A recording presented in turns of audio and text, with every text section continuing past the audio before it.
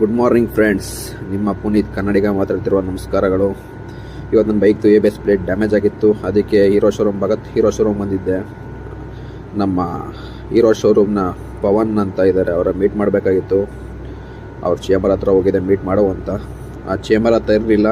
So next ನೋಡಿದೆ, ಅಲ್ಲೆಲ್ಲೂ ಇರಲಿಲ್ಲ. Next ಗಾಡಿ ಡೆಲಿವರಿ ತೊಗೋತಿರ್ಬೋದು ಅಂತ ಹೋಗಿದ್ದೆ. ಸೊ ಅಲ್ಲೇ ಗಾಡಿ ಡೆಲಿವರಿ ತೊಗೋತಿದ್ದಾರೆ ನೋಡಿ. ಇದೆ hero showroom bike cleaning servicing. ಇಲ್ಲಿ ನೋಡಿ, ಇವರೇ ಪವನ್ ಅಂತ, ಹೀರೋ ಶೋರೂಮ್ ಸೂಪರ್ವೈಸರ್. ಇವರೇ ಪ್ರತಿಯೊಂದು ಗಾಡಿನೂ ತೊಗೊಳ್ಳೋದು. ನೋಡಿ, ನನ್ನ ಬೈಕ್ ABS ಪ್ಲೇಟ್ ಡ್ಯಾಮೇಜ್ ಆಗಿತ್ತು.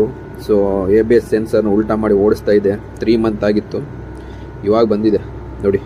ಇದೇ ನನ್ನ ಎಕ್ಸ್ಪಲ್ಸ್ ಎಲ್ಲ ಶೋರೂಮಲ್ಲಿ ತೊಗೊಂಡು ನೋಡಿ.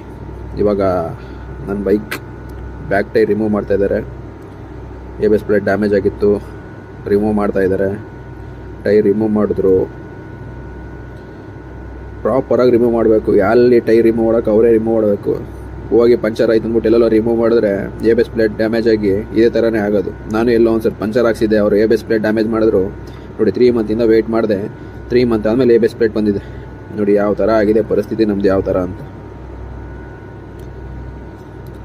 ಮೆಟೀರಿಯಲ್ಸ್ ಮಾತ್ರ ತುಂಬ ಕಾಸ್ಟ್ಲಿ ಅಪ್ಪ ಹೀರೋ ಶೋರೂಮಲ್ಲಿ. ಆ್ಯಂಡ್ ಡ್ಯಾಮೇಜ್ ಆದರೆ ಮೆಟೀರಿಯಲ್ಸ್ ಬರೋದು ಕೂಡ ತುಂಬ ಕಷ್ಟ ಇದೆ ನೋಡಿ. ಇದೆ ಡ್ಯಾಮೇಜ್ ಆಗಿದೆ. ಫೈನಲ್ಲಿ ಪ್ಲೇಟ್ ರೀಪ್ಲೇಸ್ ಮಾಡಿದ್ರು. ಈಗ ಹೋಗ್ತಾ ಇರೋದೆ. Thank you guys.